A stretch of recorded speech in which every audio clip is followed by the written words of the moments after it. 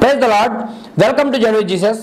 ప్రియులారా, ఈరోజు మన ధ్యానాంశము అడకత్తెరలో పోకచెక్క. అయితే ధ్యానాంశంలోనికి వెళ్లే ముందు ఒక ప్రశ్న నేను మిమ్మల్ని అడగడం జరుగుతుంది. ఖచ్చితంగా దాని సమాధానాన్ని కామెంట్ సెక్షన్లో కామెంట్ చేసే ప్రయత్నం చేయండి. దానియేలుకు బబులోను దేశములో పెట్టబడిన పేరు ఏంటి? దానియేలుకు బబులోను దేశములో ఏం పేరు పెట్టారు? సమాధానాన్ని ఖచ్చితంగా కామెంట్ సెక్షన్లో కామెంట్ చేయండి. ఈ పాయింట్ ఆఫ్ టైంలోనే మీరు కామెంట్ చేయండి, ఎందుకంటే ఇంకా ముందుకు వెళ్ళినట్టయితే అదే వాక్య భాగాన్ని నేను చదివి వినిపించబోతాను కాబట్టి ఇప్పుడే కామెంట్ చేయండి. అలాగే ఈ వీడియోని లైక్ చేయండి. అనేక మందికి ఈ వాక్య సందేశాలు యూట్యూబ్ పంపుటకు అవకాశం ఉన్నది. అలాగే ప్రతిరోజు సాయంత్రం 5 గంటలకు ఒక వీడియోతో మీ ముందుకు వచ్చే ప్రయత్నం చేస్తూ ఉన్నాం కాబట్టి ఖచ్చితంగా ఛానల్ని సబ్స్క్రైబ్ చేసుకోండి. ఏ నోటిఫికేషన్ కూడా మీరు మిస్ అవ్వకుండా ఉంటారు. పిల్లలు, ఇక అంశంలోనికి వెళ్తే అడకత్తెరలో పోకచెక్క. ఇప్పుడు అడకత్తెర అంటే ఏమిటంటే బీటల్ నట్ కట్టర్ అంటారు. అయితే అడకత్తెరలో పోకచెక్క అంటే ఏమిటంటే రెండు సందర్భాల మధ్యన, రెండు ప్రాబ్లమ్స్ మధ్యన, సిచ్యువేషన్స్ మధ్యన చిక్కుకున్న ఒక వ్యక్తి పరిస్థితిని వర్ణించడానికి అరే అడకత్తెరలో పోకచెక్కలు అయిపోయాడు వాడు అంటారు. ఈ బీటల్ నట్ కట్టర్ ఎలా ఉంటుందో మీరు ఆల్రెడీ స్క్రీన్ పైన చూస్తూ ఉన్నారు. దానికి ఇప్పుడు ఆ బీటల్ నట్ కట్టర్ మధ్యన అడకత్తెరలో చిక్కుకున్న వస్తువుకి రెండు వైపుల నుండి ఒత్తిడి ఉంటుంది. అలాగే రెండు షార్ప్ ఎడ్జెస్ మధ్యన అది చిక్కబడి ఉంటుంది. అయితే మనలో చాలా మంది జీవితంలో అటువంటి పరిస్థితులను ఎదుర్కొంటూ ఉంటాము. ఏ నిర్ణయమో తీసుకోలేని ఒక దుస్థితిలోనికి నెట్టివేయబడే పరిస్థితులు మన అందరికీ కూడా వస్తూ ఉంటాయి. అయితే అటువంటి సందర్భాలలో మనం ఏం చేయాలి, ఏ రకంగా దేవుణ్ణి ఆధారం చేసుకెళ్ళి ముందుకెళ్ళాలి అనేది చాలా లోతుగా మనం అన్వేషించే ప్రయత్నం చేద్దాం. అలాగే దానియేలు మరి ముఖ్యంగా వారు మాంసాహారుల, దానియేలు ఎప్పుడు మాంసము తినలేదా, ద్రాక్షరసము ముట్టుకోలేదా అన్న విషయాన్ని కూడా దానితో పాటు మనం అర్థం చేసుకునే ప్రయత్నం చేద్దాం. అయితే ఇక క్లియర్గా లోతులోనికి వెళ్ళి మనం ధ్యానించే ప్రయత్నం చేద్దాం. దానియేలు గ్రంథము 1వ అధ్యాయము 6 నుంచి 8 వచనాలు నేను చదువుతా ఉన్నాను. దానియేలు గ్రంథము 1వ అధ్యాయము 6 నుండి 8 వచనాలు. యూదులలో నుండి దానియేలు, హనన్య, మిషాయేలు, అజర్య అనువారు వీరిలో నుండిరి. నపుంసకుల అధిపతి దానియేలునకు బెల్తా షాజర్ అనియు, హనన్యాకు షద్రాక్ అనియు, మిషాయేలునకు మేషాక్ అనియు, అజర్యాకు అబేద్నెగో అనియు పేర్లు పెట్టెను. రాజు భుజించు భోజనమును పానము చేయు ద్రాక్షరసమును పుచ్చుకొని తను అపవిత్ర పరచకొనకూడదని దానియేలు ఉద్దేశించి తాను అపవిత్రుడు కాకుండానట్లు వాటిని పుచ్చుకొనకుండా సెలవిమ్మని నపుంసకుల అధిపతిని వేడుకొనెను. ప్రియులారా, ఇక్కడ కనుక విషయాన్ని కనుక మనం గమనించినట్లయితే దానియేలు, షడ్రకు, మేషకు, అబేద్నెగో అని 4 స్నేహితులు ఉన్నారు. ఈ బబులోను రాజు అయిన నెబుకద్నెజరు యెరూషలేము మీద దాడి చేసి మందిరాన్ని కూల్చివేసి కాల్చివేసి వారి స్థలాలన్నిటినీ కూడా పాడు చేసి కొంతమంది వారిలోని చురుకైన యువకులను మరి ఇంచుమించుగా 10,000 మంది అనుకుంటా ఈ వీరి సంస్థానానికి తీసుకొని వచ్చాడు. ఎందుకు నెబుకద్నెజరు ఈ 10,000 మంది యంగ్ చాప్స్ని, కుర్రవాళ్ళని తీసుకొని వచ్చాడంటే తన రాజ్యము అప్పటికే విస్తరిస్తూ ఉంది. అప్పటికే ప్రపంచవ్యాప్తంగా తన యొక్క ప్రతిష్టను విస్తరించుకుంటా ఉన్నాడు నెబుకద్నెజరు.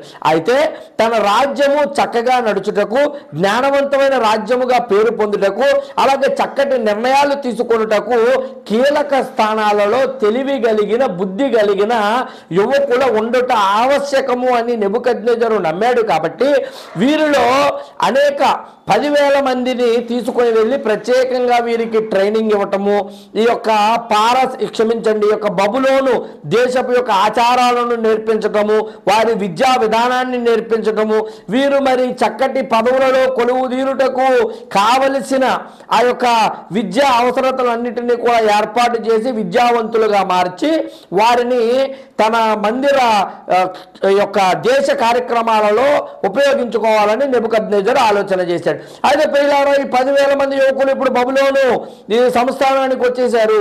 అయితే వీరికి మరి చక్కటి ఆహారం పెడతా ఉన్నారు, చక్కటి బట్టలు ఇస్తూ ఉన్నారు. మరి రాజుకి కోసం పనిచేసేవారు కదా, అన్ని చక్కగానే ఉంటాయి. అయితే 9,997 మందికి ఏ ప్రాబ్లము లేదు, కానీ 4 ప్రాబ్లం వచ్చింది. 9,997 96 మంది మరి ఏం చెప్పినా చేయడానికి సిద్ధపడ్డారు. నలుగురు దానియేలు, శద్రకు, మేషకు, అబేద్నెగో అని ఈ నలుగురు యువకులు మాత్రము రాజు పెట్టిన ఆహారము వారికి నచ్చలేదు. వారు శాకాహారము తినాలని ఆలోచన చేసి అక్కడ ఉన్న షండుడైన వ్యక్తి దగ్గరికి వెళ్ళి వారి విన్నపాన్ని సమర్పించుకుంటున్న వాక్య భాగాన్ని ఇక్కడ మనం చూస్తూ ఉన్నాం. మాంసాహారాన్ని ఎందుకు తినంటున్నారు? దానియేలు వెజిటేరియన్ అంటారా? లేకపోతే షడ్రకు, మేషకు, అబేద్నెగోలు వారు కూడా మరి వెజిటేరియన్సా, నాన్ వెజిటేరియన్ ముట్టుకోరా అంటే కాదు ప్రియులారా. తర్వాత వాక్య భాగాల్లో మనం తెలుస్తుంది వారు మాంసాహారాన్ని తిన్నారు, ద్రాక్షరసాన్ని సేవించారు. ఇక ఈ విషయాలన్నింటినీ కూడా వారి జీవితంలో జరిగించినట్టుగా మనకు రుజువులు కనిపిస్తాయి. మరి ఎందుకు వీరు మాంసాహారాన్ని ముట్టనన్నారు? చాలా మంది తెలివిగా ఏం చెప్పేస్తారో చెప్పనా, ఈ యొక్క దానియేలు, షడ్రకు, మేషకు, అబేద్నెగో వెజిటేరియన్స్ కాబట్టి అవేమి కూడా ముట్టుకోవడానికి ఇష్టపడలేదు. పప్పులు, ధాన్యాలు, శనగపప్పులు, వేరుశనగ ఇవి తినడానికి ఇష్టపడ్డారని చెబుతారు. అది వాస్తవం కాదు ప్రియులారా.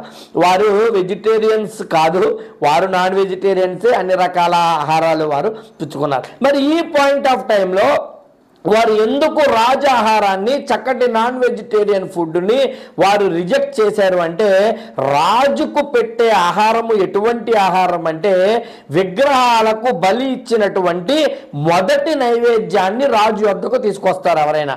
అయితే మాంసాహారము తినకూడదని కాదు, కానీ విగ్రహాలకు అర్పితమైన ఇటువంటి ఆహారాన్ని పుచ్చుకోకూడదు అన్న నియమము వారికి కలదు. కాబట్టి ఈ నలుగురు యువకులు కూడా అపవిత్రపరచబడిన వారి దృష్టిలో ఆహారాన్ని పుచ్చుకొనుటకు ఇష్టపడలేదు. విగ్రహార్పితము కాబట్టి దాన్ని వద్దనుకున్నారు. ఇది మొదటిది. ఇక రెండవ విషయాన్ని కనుక మనం ఆలోచన చేసినట్లయితే, ఇప్పుడు యూదులు ఏ జంతువులు పడితే ఆ జంతువులు తినరండి. లేవి కాండము 11వ అధ్యాయంలో మనం చూసినట్లయితే వారికి కొన్ని ఆహార నియమాలు ఇవ్వబడినాయి దేవుడి దగ్గర నుండి. ఏ ఆహారాలు తినాలి, ఏ ఆహారాలు తినకూడదు. అయితే ఇప్పుడు ఆ బబులోను దేశంలో వారు సమర్పించిన పెట్టిన ప్రతి ఆహారాన్ని నాన్ వెజిటేరియన్ అయినంత మాత్రాన వారు ముట్టుకోరు. ఏది తినాలి, ఏది తినకూడదు అనే ప్రత్యేకమైన నియమావళి వారికి ఉన్నది. ఇది రెండవ విషయము. మూడవ విషయాన్ని కనుక ఆలోచన చేసినట్లయితే లేవి 17వ అధ్యాయంలో వివరం ఉంటుంది. వండే పద్ధతి కూడా ప్రత్యేకమైన పద్ధతిని వారు ఉపయోగిస్తారు. ఉదాహరణకు ఒక జంతువును చంపినట్లయితే దాని యొక్క రక్తాన్ని పూర్తిగా లాస్ట్ డ్రాప్ వరకు కూడా డ్రైన్ అవుట్ చేసిన తర్వాతే దానిని ఆహారానికి వాడతారు. ఎందుకంటే రక్తంలో ప్రాణం ఉన్నదని వారు నమ్ముతారు. ఆ ప్రాణము దానిని మరి ఇటువంటి విధంగా ఉపయోగించకూడదని లాస్ట్ డ్రాప్ డ్రైన్ అవుట్ అయ్యేదాకా కూడా వారు దానిని చేసి ప్రత్యేకమైన పద్ధతుల్లో వండుకుంటారు. అవన్నీ కూడా ఇక్కడ సాధ్యపడుటకు అవకాశం లేదు. ఇది మూడవ విషయము. కాబట్టి ఈ కారణం చేతే రాజాహారాన్ని, శ్రేష్టమైన ఆహారాన్ని, మంచి ఆహారమే వారు రిజెక్ట్ చేయడం జరిగింది. అంతేకాని వారు నాన్ వెజిటేరియన్స్ కాదు అన్న కారణము మాత్రము కాదు. ఇక్కడ విషయాన్ని కనుక అర్థం చేసుకునే ప్రయత్నము మనం చూసినట్లయితే రెండు సందర్భాల మధ్యన వీరు చిక్కుకున్నారు. ఒక విషయము, అక్కడ ఉన్న ఆహారాన్ని తినకపోతే రాజుకు కోపం వచ్చే అవకాశం ఉంది, అక్కడ ఉన్న అధికారులకు కోపం వచ్చే అవకాశం ఉంది. ఇప్పటికే వీరు బానిసలుగా ఉన్నారు. ఏది కావాలంటే వాళ్ళు పెట్టరండి. అదే హోటల్ కాదు. మసాలా దోశ అంటే తేడా వాళ్ళకి. ఉల్లి దోశ పట్టరా, గారెలు నేతిలో వేపించి పట్టరా, చికెన్ కర్రీతో నంచుకుని తింటారంటే వాళ్ళకి పెట్టరు. ఎవరాళ్ళు బానిసలు, పెట్టింది మూసుకొని తింటమే, వేరే క్వశ్చన్ చేయటమే ఉండదు. అయితే అధికారులకు కోపము తెప్పించే అవకాశం ఉంది.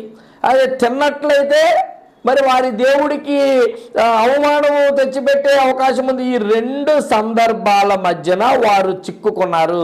చిక్కుకొని దానియేలు గారు తెలివిగా ఏం ఆలోచన చేశాడంటే ఆ బాలు దేవుడి కోర్టులో కొట్టేద్దాం అనుకున్నాడు. ఏం చేశాడంటే ఆలోచన, బాలును దేవుడి కోర్టులో కొట్టేద్దాం అనుకుని దేవుడి కోర్టులో కొట్టేశాడు ఆయన తెలివిగా. బాలు ఏం చెప్పాడంటే, ప్రభువా మరి మేమైతే ఈ ఆహారాన్ని తినడానికి మేము ఈ సంసిద్ధంగా లేము. మరి ఎక్కడైతే పరిస్థితులు ఎట్లా ఉన్నాయని చెప్పి ఎవరైతే ఆహారాన్ని సమకూరుస్తాడో అతని దగ్గరికి వెళ్ళి, అయ్యా మాకు శాకాహారం పెట్టండి అంటే ఆయన అన్నాడు, బాబు శాకాహారం పెడతానికి మా రూల్స్ ఒప్పుకోవయ్యా, ఎందుకంటే మిగతా పిల్లల కంటే కూడా మీరు బలము తక్కువ వారిగా కనిపిస్తే రాజు మమ్మల్ని శిక్షించే అవకాశం ఉంది, మీ మొఖాలు కనుక పీక్కిపోయి ఉంటే కనుక మరి మీకు సరిగ్గా ఆహారం పెట్టలేదన్న నింద నా పైకి వచ్చి నా ఉద్యోగం ఊస్టింగ్ అయిపోయే అవకాశం ఉంది, అటువంటి పని మాత్రం చేయకండి అంటే ఈ కుర్రాళ్ళు చెప్పారు, ఒక 10-15 రోజులు మమ్మల్ని టెస్ట్ చేయండి, మీరు అందరికీ ఇచ్చే ఆహారం కాకుండా ఈ శనగపప్పు, ఈ వంకాయ, ఈ దొండకాయ, అలాగే ఈ తోటకూర ఇవి వేసి మాకు పెట్టండి, 10-15 రోజుల తర్వాత మమ్మల్ని పరీక్షించండి, ఇక్కడున్న వారందరిలో ఎవరికంటే కూడా మేము బలహీనముగా ఉన్నట్లయితే, లేకపోతే మా ముఖములు వాడిపోయినట్లుగా అయిపోయినట్లయితే కనుక తర్వాత రోజు నుంచి నువ్వు ఏది పెట్టా తింటావని చెప్పారు. ఏం చెప్పారు? 10-15 రోజులు సమయం తీసుకున్నారు, మాకు కావలసిన ఫుడ్ పెట్టండి, అపవిత్రమైంది మేము తినమన్నారు, మరి నీ ఉద్యోగానికి ప్రమాదం లేదు, జస్ట్ 10 రోజులే కాబట్టి మాలో నీకు ఏమైనా తేడా కనిపిస్తే immediately you can change the menu అని అతనికి చెప్పేశారు. ప్రార్థన చేసుకున్నారు, ప్రభువా మరి మేమైతే బానిసలము, మరి ఏది ఆర్డర్ వస్తుంది ఇక్కడ పెట్టరు, మరి ఇక్కడికి అయితే మేము వచ్చాము, మరి ఇక నీ చిత్తమే నీ కృపే అని దేవుడికి ఒక దండం పెట్టుకుని మరి బాలుని శుభ్రంగా ఆయన కోట్లోకి కొట్టేసి హాయిగా 3 పూటలు తినేసి మరి పడుకున్నారో ఏం చేశారో మనకు తెలియదు. కానీ 10-15 రోజులు అయిన తర్వాత జరిగిన కార్యం ఏమిటంటే మాంసాహారాలు, ఎద్దు మాంసం, దుప్పి మాంసం, దూడ మాంసం, అన్ని మాంసాలు తినేసిన ముఖాల కంటే కూడా వీరి ముఖములు వెలిగిపోవుట షండు గమనించాడు. ఇదే ఆహారాన్ని వీరికి కొనసాగించినట్టుగా దైవలేఖనము తెలియజేస్తోంది. ప్రియులారా, మన దేవుడు సజీవుడు, గొప్పవాడు, ఎటువంటి కార్యానైనా కూడా చేయగలిగిన సమర్థుడు. కానీ నువ్వు ఎందుకు పొందుకోలేకపోతున్నావు ఉన్నావంటే బాలును ఎప్పటికీ ఆయన కోట్లోకి నువ్వు కొట్టవు. ఆ బాల్ ఎప్పుడు నీ కోట్లోనే పైకి కిందకి ఆడించుకుంటూ ఉంటావు. దేవుడు కోట్లోకి ఎప్పుడన్నా కొడతావా? దేవుడి చిత్తాన్ని ఎప్పుడైనా అన్వేషించే ప్రయత్నం చేస్తావా? పలానా కార్యం చేయాలి, 2 సందర్భాల మధ్యన చిక్కుకున్నావు, ఎటెల్లా నీకు మరి విడుదల కనిపించట్లేదు, దారి కనిపించట్లేదు, షార్ప్ ఎడ్జెస్ మధ్యన నలిగిపోతానే ఉంటావు తప్ప దేవుడి చిత్తాన్ని ఎప్పుడన్నా కాంక్షిస్తావా బిడ్డ? దేవుడి ఆలోచనను ఎప్పుడైనా అర్థం చేసుకునే ప్రయత్నం చేస్తావా బిడ్డ? నలిగిపోతావు. కానీ దేవుడికి మాత్రము పరిస్థితిని అప్పగించే ప్రయత్నము చాలామంది చేయరండి. అదే వారి జీవితంలో ఒక లోపం. ఇక్కడ దానియేలు షడ్రకు మేషకు అబేద్నెగోకు కొట్టారు బంతిని దేవుడి కోట్లకి. ప్రభువా, ఇక్కడున్న పరిస్థితుల్లో మేము చేయగలిగినది ఇంతే, కృప చూపించి అన్నప్పుడు దేవదేవుడు ఆయన కృపతో వారిని నింపాడు, బలిష్ఠులుగా వారిని మార్చటము జరిగింది. కాబట్టి పిల్లారా, మీ జీవితంలో ఎదురవుతున్న ప్రతి ఒక్క శోధన, ప్రతి ఒక్క ఇబ్బంది, ప్రతి ఒక్క వేదన దేవుడి చిత్తానికి అప్పగించుకో. ఆయన కోట్లకు బాలు కొట్టే ప్రయత్నం చేయి, సమాధానం ఆయన దగ్గర నుండి పొందుకోవాలనే ప్రయత్నం చేయి. చాలామంది ఏమంటారు, ఎన్ని తలచినా ఏది అడిగినా జరిగేది నీ చిత్తమే అని పాడతారు. చేసేది నా చిత్తమే అని పనులు చేస్తూ ఉంటారు. పాటేమో జరిగేది నీ చిత్తం, చేసేదేమో అంతా చేసేది నా చిత్తం. చాలామంది ఉంటారండి, నీ ఇంట్లో ఏ నిర్ణయం తీసుకున్నా నీ పెత్తనమే కదా, నీ బోడి పెత్తనమే కదా, నీ బోడి ఆలోచనే కదా, అది మంచిదో చెడ్డదో వివేచన ఏమీ లేకుండా నేను పట్టుకున్న కుందేళ్ళకి 4 కాళ్ళు ఉన్నాయని ఇష్టానుసారంగా వెళ్ళిపోయే ప్రయత్నం చేసి దేనో దాన్ని గుద్దేసి ఇబ్బందులు పాలవుతూ ఉన్నారు తప్ప చాలామంది దేవుడి చిత్తాన్ని కాంక్షిస్తూ ఉంటారండి. ఇక్కడ పాట పాడటం కాదండి, నిజముగా దేవుడి చిత్తాన్ని మనం కాంక్షించాలి. చేయగలిగిన పౌరసం, రోసం, తెగింపు ఉండాలి. క్రైస్తవుడికి తెగింపు లేని క్రైస్తవుడు, రోసం లేని క్రైస్తవుడు అడుక్కు తింటానికి కూడా పనిచేయడు. మరలా చెబుతా ఉన్నా, తెగింపు లేని క్రైస్తవుడు దేనికి పేలాలు తింటానికి కూడా పనిచేయడండి. ఎందుకంటే తెగింపు ఉండాలి. దేనికి తెగింపు ఉండాలి? చిత్తాన్ని దేవుడికి అప్పచెప్పడానికి నీకు తెగింపు ఉండాలి. సొంత కార్యాలు చేయకూడదు. వీరు ఎట్లా ఉందండి వీరి పరిస్థితి? అడకత్తెరలో పోక చెక్క, ఎటు వెళ్ళలేని పరిస్థితి, ఏం చెయ్యాలో పాలు పోని పరిస్థితిలో దేవుని సహాయము కోరారు. ఆయన కృపను మెండుగా వీరి నలుగురు కూడా పొందుకున్న సందర్భాన్ని ఇక్కడ మనం చూస్తాము. అలాగే మనం యోసేపు గారి జీవితాన్ని కనుక మనం క్షుణ్ణంగా పరిశీలన చేసే ప్రయత్నం చేసినట్లయితే ఆయన జీవితంలో జరిగిన కొన్ని సందర్భాలు, కొన్ని మాటలు చాలా ఆశ్చర్యం కలిగిస్తాయండి. ఎందుకంటే అన్నదమ్ములు మోసం చేశారండి, ఆయన్ని అమ్మేశారండి ఐగుప్తీయులకి. అమ్మేసిన తర్వాత పోతీఫరు అని ఒక ఆయన మరి కొనుక్కున్నాడు, ఏం చేశాడో వాళ్ళ ఇంట్లో తెచ్చి పెట్టుకున్నాడు. అయితే బానిసలుగా వెళ్ళిన ఈ యువకుడు ఆ ఇంటికి అధికారి అయిపోయాడు. తర్వాత ఇతడి మీద ఒక నేరం మోపబడింది, నింద మోపబడింది, జైలుకి వెళ్ళిపోయాడు.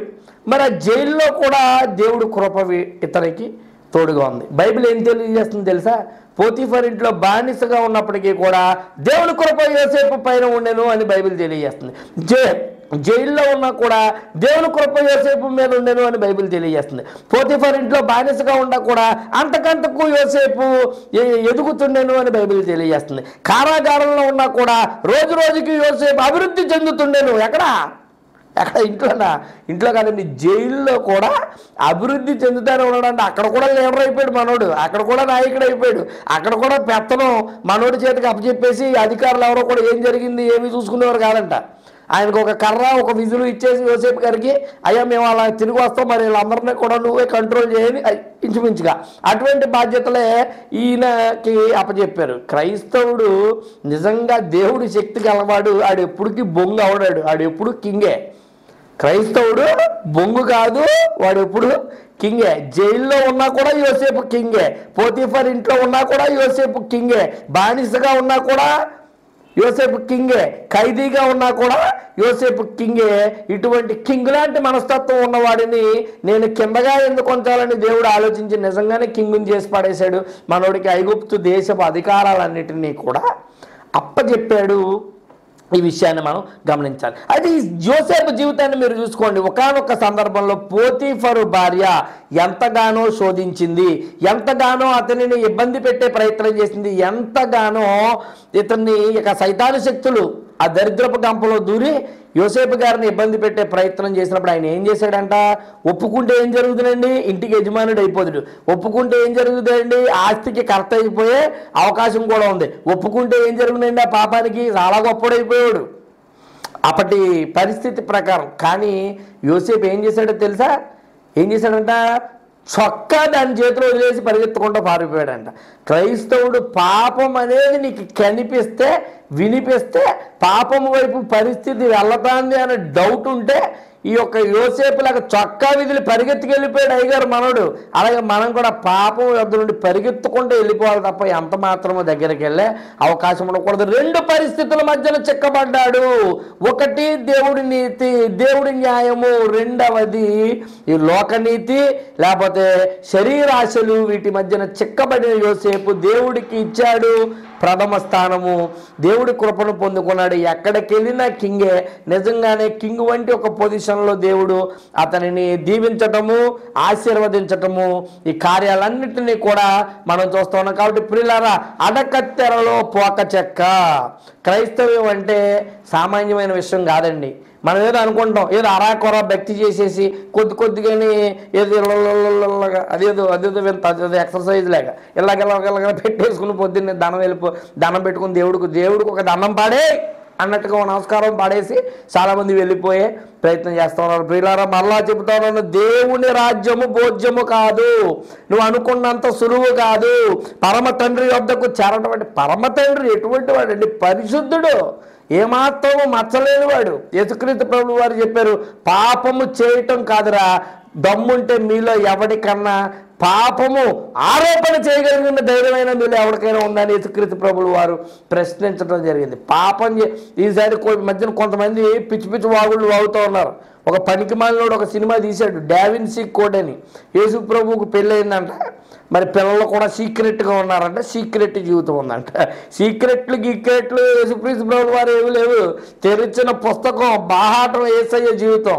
ఆయన చెప్పాడు, పాపము చేయటం కాదు, పాపము చేశాడు అని ఆరోపణ చేయగలిగిన స్థాయిలో కూడా ఎవడో కూడా లేడు.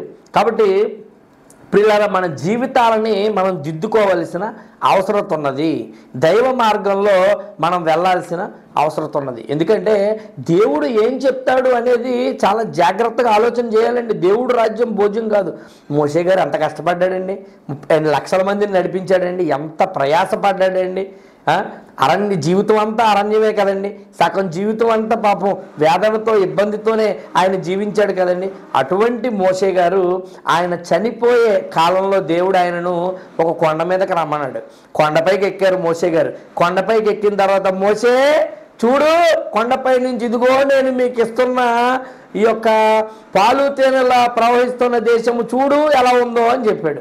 మోషే గారు అది చూసి చాలా బాగుంది ప్రభువా, చాలా అద్భుతంగా ఉంది, నువ్వేదైతే దర్శనం చూపించావో అలాగే ఉంది, నువ్వేదైతే ప్రవచించావో అలాగే ఉంది, నువ్వేదైతే వాగ్దానం చేసావో అలాగే ఉంది అని చెప్పి చాలా సంతోషించాడండి మోషే గారు. అప్పుడు యేసయ్య అన్నాడు, దేవుడు అన్నాడు మోషే గారితో, చూసావా, చూశాను ప్రభువా, బాగుందా, చాలా బాగుంది ప్రభువా, సరే ఇంక చచ్చిపో. ఏమన్నాడండి దేవుడు, ఇంక చచ్చిపో. అదేంటి ప్రభువా, అక్కడికి వెళ్ళాలి కదా, నువ్వు వెళ్ళవు. అదేంటి ప్రభువా, వాగ్దానము నా ద్వారానే ప్రజలకు నువ్వు ఇచ్చావు కదా, మరి మేము వెళ్ళి దాన్ని స్వతంత్రించుకుని దాన్ని అనుభవించాలి కదా ప్రభువా అంటే దేవుడు చెప్పాడు. మరి ఆ కారణాలన్నీ ఇప్పుడు అన్వేషిస్తే మనకి ఈ వీడియోలు ఎంత సరిపోదు, కానీ అవసరత లేదు. చిన్న చిన్న తప్పులే చేశాడండి ఆయన, ఏమి పెద్ద మర్డర్లో మానభంగాలు చేయలేదు. చెప్పాడు, నువ్వు ఎక్కడి నుంచి చూసావు చాలు, నీ టైం అయిపోయిందని మోషే గారికి దేవుడు చెప్పడం జరిగింది. ఎంత బాధ కలుగుతుందండి ఆ దైవజనుడికి, ఎంతగా నలిగిపోయి ఉంటాడండి పాపం. నిజంగానే దేవుడు ఇస్తున్న వాగ్దాన దేశాన్ని కోల్పోయేటంత గొప్ప తప్పు ఏమన్నా చేశాడంటే మనకు అట్లా కనిపించకపోవచ్చు. అయితే దేవుడు న్యాయములు వేరు, ఆయన తీర్పులు వేరు. మరి ఆయన ఏ కోణంలో ఆలోచించాడో, దేవుడు ఎప్పుడూ తప్పు చేయడు, దేవుడు ఎప్పుడూ సక్రమైన మార్గంలోనే కొన్ని జరిగిస్తాడు. యుగాంతం అందున్న మనకి బుద్ధి కలుగుటకై పాత నిబంధనలో చాలా కార్యాలు జరిగించారని దేవుడు చెప్పాడు. కాబట్టి మరి ఆ కార్యాన్ని మనకు ఒక పాఠము నేర్పుటకై దేవుడు పెట్టాడు. కానీ ఇక్కడ విషయం ఏంటంటే మోషే గారు ఎంతలా నలిగిపోయి ఉంటాడండి, ఎంతలాగా మరి ఆందోళన చెంది ఉంటాడు. కాబట్టి ప్రియులారా, దేవుడి రాజ్యము భోజ్యము కాదు, నువ్వంత సులువుగా దానిని స్వతంత్రించుకోలేవు. అడకత్తెరలో పోక చెక్క, రెండు షార్ప్ ఎడ్జెస్ మధ్యన నువ్వు చిక్కుకున్నావు. నాకు దైవాత్మ ప్రేరేపణతో చెప్తానని వీడియో చూస్తున్న కొంతమంది అదే పరిస్థితిలో మీరు ఉండొచ్చు, అదే సందర్భాలు కూడా మీరు పయనిస్తూ ఉండొచ్చు. నీ పరిస్థితి కూడా రెండు షార్ప్ ఎడ్జెస్ మధ్యన చిక్కుకొని ఉంది కదా, ఎటల్లాలో తెలియట్లేదు కదా. ఖచ్చితంగా దైవ సహాయాన్ని కోరు. దేవుడు చిత్తమని చెప్పటం కాదు, చిత్తాన్ని ఒక అడుగు ముందుకేసి చేసే ప్రయత్నం చేయి. నిన్ను కూడా యోసేపు నిలబెట్టిన స్థానంలో దేవుడు నిలబెట్టడానికి సిద్ధంగా ఉన్నాడు అన్న విషయాన్ని మనం గమనించాలి. మోషే గారు ఎంతో నలిగిపోయారు. కాబట్టి మన పరిస్థితులన్నిటినీ కూడా దేవుడి వైపుగా మనం నడిపించే ప్రయత్నం చేస్తాం. చిన్న కుమారుడు పెద్ద కుమారుడు స్టోరీ మనం విన్నాం. ఆ చిన్నోడు తండ్రితో గొడవ పెట్టుకున్నాడు, నా ఆస్తి నాకు ఇమ్మన్నాడు, అది తీసుకుని పారిపోయాడు. మరి తాగాడు, తిరిగాడు, ఆడు బాధాడు పడ్డాడు. కానీ మన అందరూ కూడా అనుకుంటున్న చిన్న కుమారుడు వెధవ, చిన్న కుమారుడు అలాంటోడు తండ్రిని ఇబ్బంది పెట్టాడు. ఈ పెద్దోడు ఇంకా ఎదవండి. మీరు సున్నంగా లేఖనాన్ని పరిశీలిస్తే ఈ చిన్నోడే బెటర్ పెద్దోడి కంట. ఎందుకు, ఈ చిన్నోడికి ఏదో శోధన కలిగింది, వెళ్ళిపోయి దేవుడికి రేఖితమైన కార్యాలన్నీ చేశాడు, అవన్నీ పక్కన పెట్టండి. ఈ పెద్దోడు తండ్రి దగ్గరే ఉన్నాడు. వీడికి ఎంతసేపుని నా తమ్ముడు పంచుకుంటే వెళ్ళిపోయాడు, నాకేమీ లేదు, ఆడు వెళ్ళిపోయాడు, ఆడు ఎంజాయ్ చేసేస్తున్నాడు, ఆడు ఎలాగున్నాడు ఇదే తప్ప వీడికి ఎంతసేపు నీ తండ్రి దగ్గర ఉన్నానన్న సంతోషము వాస్తవానికి పెద్ద కుమారుల్లో కూడా ఎక్కడ కనపడదు. ఎందుకంటే చిన్న కుమారుడు తిరిగి వచ్చి లోపల పెద్ద విందు జరుగుతూ ఉంటే అక్కడ ఉన్నవాడిని అడుగుతున్నాడు, ఎరా ఏం జరుగుతుంది లోపల? పెద్ద కుమారుడే కదా, వీడికి తెలీదా ఏం జరుగుతుందో?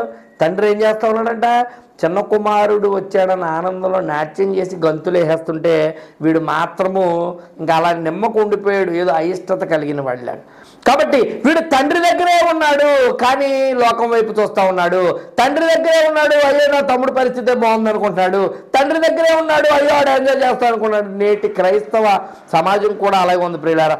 బలవంతంగా చర్చకు వస్తున్నారు, బలవంతంగా మందిరానికి వస్తూ ఉన్నారు, కానీ కొంతమంది చర్చకు వచ్చి అలా చూస్తుంటారు, బయటికే చూస్తూ ఉంటారు. ఎందుకు చూస్తాడో తెలియదు. అంటే ఆడ ఆలోచనలు ఎప్పుడు లోకం మీదే, ఆడి కోరికలు ఎప్పుడు లోకం మీదే. మరి దేవుడు మందిరాన్ని వదిలిపెట్టి వెళ్ళిపోవచ్చు కదా, వెళ్ళాడు. గబ్బిలం పట్టుకున్నట్టు ఆ మందిరపు సూర్యుని పట్టుకుని ఎలాడుతాడు, కానీ వాడి కోరికలు, వాడి ఆశలు ఈ పెద్ద కుమారుడిలాగా ఉండటానికి తండ్రి దగ్గర ఉన్నాడు, కానీ వాడి మనసు అంతా కూడా లోకంలోనే చిక్కబడి ఉన్నది. ఈ విషయాన్ని గమనించండి. కాబట్టి రెండు షార్ప్ ఎడ్జెస్ మధ్యన చిక్కుకున్న వారు ఎవరన్నా ఉంటే గమనించండి. నువ్వు చేయాల్సిన పని ఒక్కటే, దేవుడి చిత్తము అని చప్పట్లు కొడత చెప్పటం కాదు, ఆ చిత్తాన్ని చేయటానికి అడుగు ముందుకే, ఒక అడుగు ముందుకేస్తే 100 అడుగులు ఆయన చిత్తం వైపు నిన్ను నడిపించటానికి ఆయన సిద్ధంగా ఉన్నాడు. అయితే కొన్ని సందర్భాలు మీ ముందు పెట్టాను. దానియేలు, శద్రకు, మేషకు, అబేద్నెగోలు 2 సందర్భాల మధ్యన చిక్కుకొని ఉన్నారు. దేవుడు చిత్తాన్ని కాంక్షించారు, బంతిని దేవుడు కోట్లోకి కొట్టారు, సంపూర్ణతను, ఆనందాన్ని, శక్తిని పొందుకున్నారు. అది ఎందుకు వారు ఆ మాంసాహారాన్ని భుజించలేదో కారణాన్ని కూడా మీకు చెప్పడం జరిగింది. అలాగే యోసేపు జీవితంలో చిక్కబడిన పరిస్థితుల నుండి దేవుణ్ణి కాంక్షించి ఎట్లా బయటకు వచ్చాడు అనేది నేను మీకు వివరించడం జరిగింది. ప్రియులారా, అడకత్తెరలో పోక చెక్క. మనం నలిగిపోకూడదండి. క్రైస్తవుడు అనేవాడు 2 విషయాల మధ్యన చిక్కబడి పాడైపోయేవాడిగా క్రైస్తవుడు ఉండకూడదండి. మనం ఎవరో జయశీలులం. ఎందుకు? మన దేవుడు జయశీలుడు కాబట్టి మీకున్న ప్రతి పరిస్థితిలో నుండి బయటకు రండి.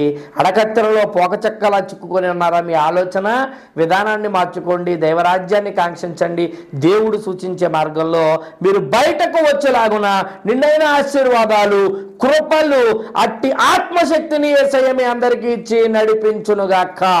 ఆమెన్. ఈ వీడియో చూసిన ధన్యవాదాలు. లైక్ చేయండి, షేర్ చేయండి, మిగిలిన సూచనలు కామెంట్స్ రూపంలో చెప్పే ప్రయత్నం చేయండి.